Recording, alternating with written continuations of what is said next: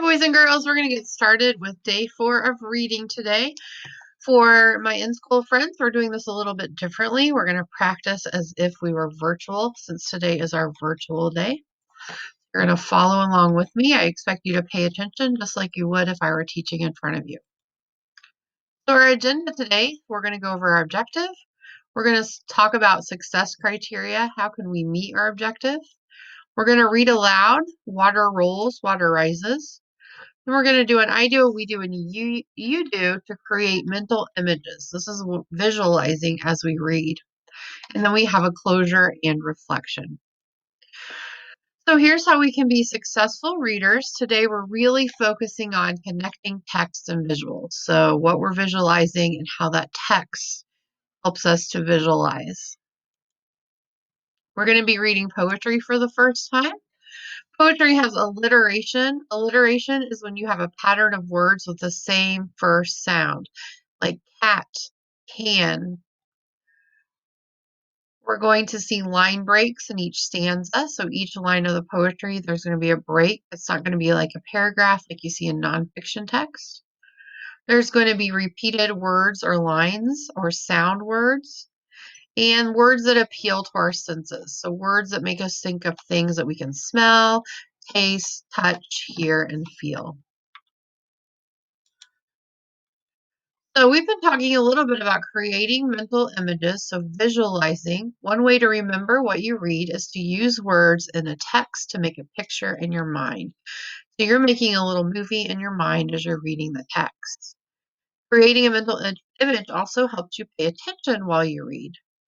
Authors use describing words to give more information about people, places, and things in the text.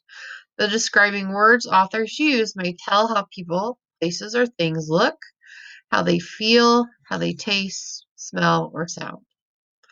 When you read a text that includes many describing words, you should pause and use the details to make pictures in your mind. So when you're reading words that talk about how something feels or smells, really try to picture that in your mind. So let's look at our poster here. When you create a mental image, you make pictures in your mind to help you remember what you read. So the words from the text are soccer game, sunny, and ball. So here's the picture you may make. You may think of sounds you might hear, maybe tastes you might see or have when you're at a soccer game. If you're eating popcorn, or if it just rained, how it smells, smell the grass. So our objective today is I can create mental images by finding specific words that spark a sense. So we're going to be looking for words that make you think of how something tastes, how something sounds, how something smells, what it looks like, or how it feels. So we're really going to be looking out for those words. Today we're going to create mental images by finding specific words that spark a sense. And we're going to do that because it helps us understand what we are reading. So by doing these things, it's going to really help you understand what you are reading. So here's the objective that teachers have to go by. We use information gained from the illustrations and words in a print or digital text to demonstrate understanding of its character, setting, and plot. Whew, that's a lot to learn, isn't it? So we're really breaking it down, and that has a lot of information in it. We're really only focusing on making those pictures in our head and using the text to help us. So how will you be successful today? You're going to underline words that help you create a mental image. You're going to tell your grown-up what you are picturing. So if you're at home, you're going to tell your grown-up what you're picturing. And for us at school, we're going to talk about it. And you're going to draw a quick picture. So in our My Book today, we're looking at Water Rolls, Water Rises. This is in your My Book. You can follow along with me on the screen. If you want to have your book out too, that's fine. Water rolls, water rises. Water rolls onto the shore, under the sun, under the moon. So you might have visualized a beach like in the picture.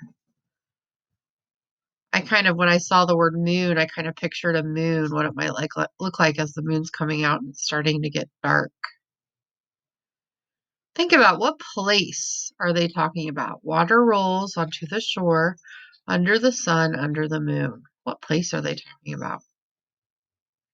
If you said beach, you are correct. Earlier, we talked about a stanza and how there'll be breaks in the stanza. This is a stanza. It's a part of the poem. When we go to the next page, we're going to see another part of the poem here. That's another stanza and another stanza here. So water rolls onto the shore under the sun and under the moon. What kind of information can I get from that? I'm going to underline words that help me understand and create a mental image. Well, thinking of water rolling, I can picture water rolling in my head. I can picture the shore of the beach. I can also picture the sun and the moon. So as I read that stanza, I was kind of thinking of a picture in my head, and I came up with this one. And I have the sun, and all I had was green, so it looks like grass, but you have the waves, and then I have the shore over here. And that's kind of what I pictured in my head. Now, obviously, the picture in my head was way better than what I drew, because I am not Mrs. Dillahay. I know she'd do a great job. So make sure you have your slate and marker out, because you're also going to be drawing what you are picturing. Let's move on. Water rises into soft fog, weaves down the street, strokes an old cat. Blown by the wind, water sails high. Tumbling cloud plumes curl through the air. Let's read this one again. Blown by the wind, water sails high. Tumbling cloud plumes curl through the air. So I'm kind of thinking of the wind blowing, and I know when there's wind, there's usually clouds. I'm going to draw some clouds, thinking about clouds, and then I'm going to draw some wavy lines, maybe like the wind blowing. And then it also says, tumbling clouds, plumes curl through the air. So cloud plumes. I think I can go ahead and picture a cloudy day with lots of wind. Take a minute to draw what you visualize, what image you came up with in your head. Remember, this is just a quick picture. I'll read it again as you're drawing. Blown by the wind, water sails high, tumbling cloud plumes curl through the air. Okay. Go ahead and erase. And let's move on. Make sure you're not writing on your slate while you're listening. Markers are down. Slow into rivers, water slithers and snakes through silent canyons at twilight and dawn.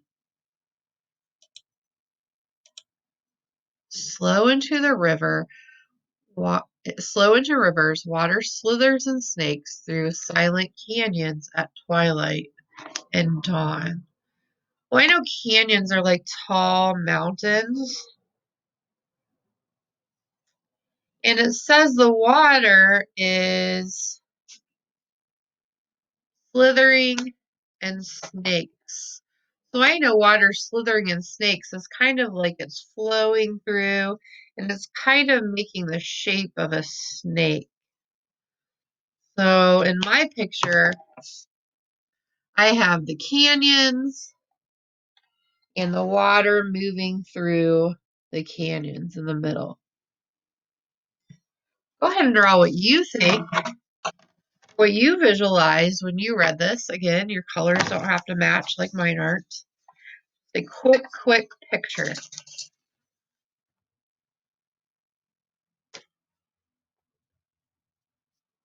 Go ahead and erase. And let's go on. Down smooth canals, water streams, water slides gliding up roots of tulips and corn. What details help you know that the setting changed? Well, it doesn't say anything about mountains here, so I know we're no longer in the mountains. We're in between smooth canals. So we're on a canal, just like if you've ever been downtown and seen the water on the canal. It's water that runs through these cement areas. And on ours, we don't have plants growing by the side. You can walk by the side. It says water streams, water slides, gliding up roots and tulips of corn. So this water is probably somehow being able to be filtered to the plants so that they can grow. The tulips and corn can grow. Filling deep wells, water hums in the dark, sloshes in buckets, quenches our thirst. Sometimes mental images don't have to be something we see in our mind. It can be something that you feel or taste or smell or hear in your mind. What words would you hear as you were looking on this page? What do you think this would sound like? Looks like we're at the bottom of a well and people are at the top getting their water. So they're throwing buckets down and getting their water in the buckets to bring them up. What kind of words would you hear? Or sounds would you hear? I hear the clanking of the buckets as they're pulling them up. They're kind of making a clanking sound against the side. I kind of hear the people talking. I see there's birds. I can hear the birds. And in my mind, I can hear the water sloshing around in the well as they're getting it in their buckets. We just talked about what is the place showing? It's showing the inside of a well where people come to get water.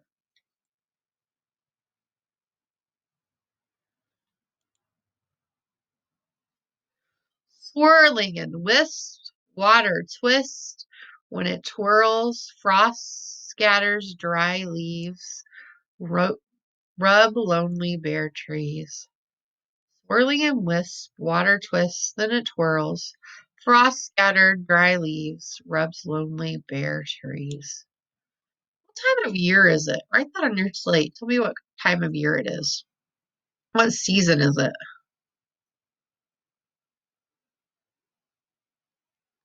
And then give me your evidence. How do you know what season it is? How can you tell what season it is? Give me some evidence.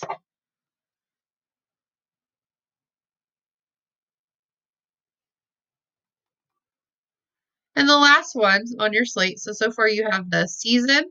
You've told me your evidence, how you know what season it is. And now I want you to tell me, how would this time of year affect what happens to the water? In other words, what would the water be like during this time of year?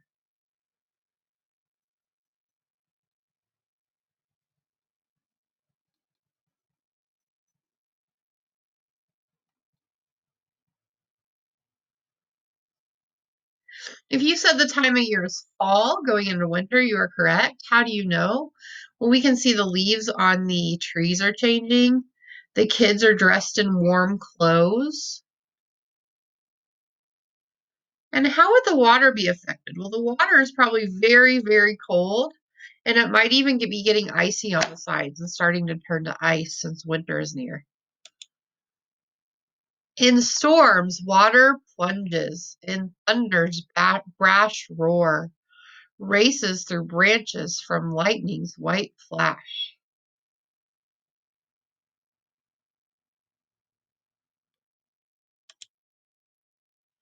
So let's picture this. I want you to draw a picture of what you are imagining. What is the mental picture you're making? In storms, water plunges. In thunder's brash roar, races through branches from lightning's white flash. Go ahead and draw the picture of the mental image you're creating in your head when you read those lines.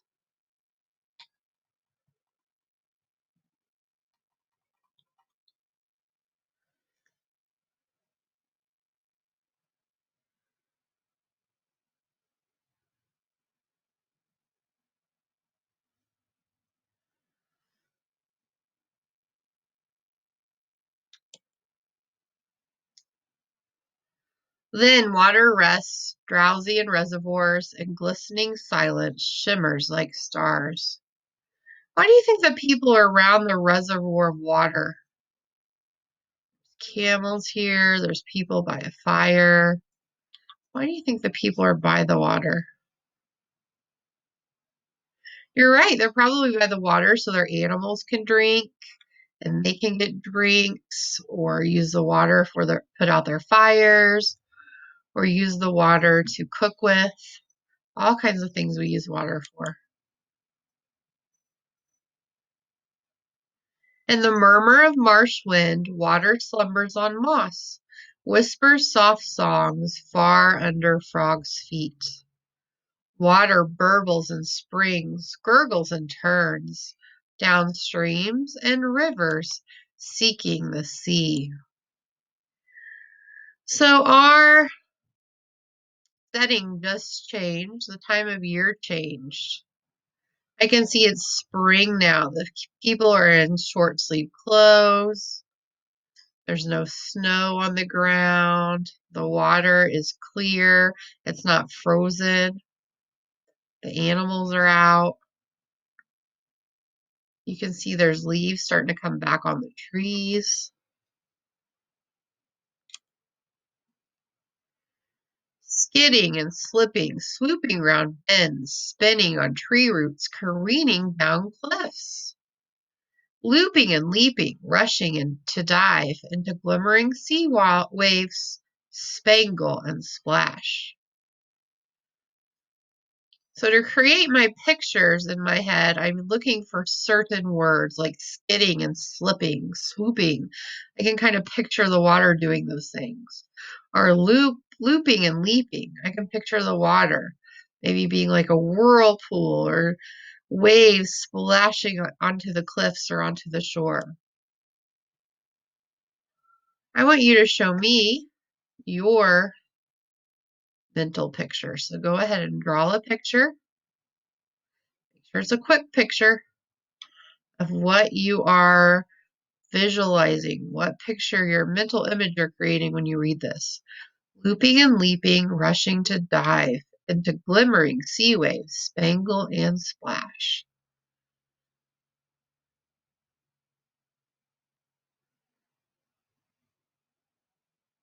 Don't erase that picture. I want you to keep it because you're going to send me a picture of that. You need to pause the video so you have more time to finish it. That's fine.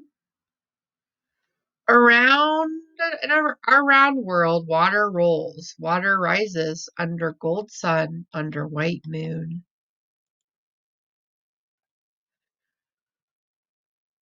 So what skill have we already worked on that reminds you? This reminds you of? If you said visualizing, you are correct. When we create mental pictures in our head, we are visualizing. And why do you think the author wrote this text? Underneath your picture that you're going to send me a photo of, I want you to answer this question in a complete sentence. Why do you think the author wrote this text? Make sure you use a complete sentence. Maybe something like, I think the author wrote this text because you're writing that on your slate underneath your picture.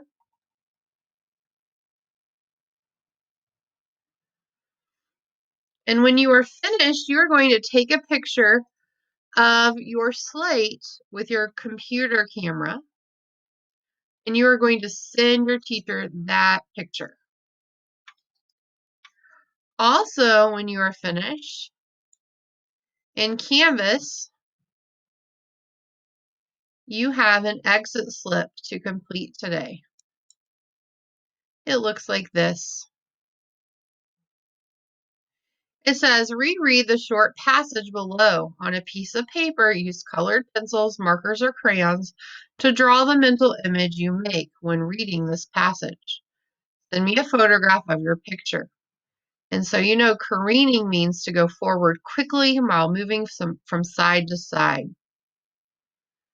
Going forward quickly, but moving from side to side too. So on a piece of paper or on your slate, you're making a picture of the image you create when you read this. Skidding and slipping, swooping round bends, spinning on tree roots, careening down cliffs. And you're going to take a picture of that and send it to me. If you have any questions, make sure you let me know and have a great day.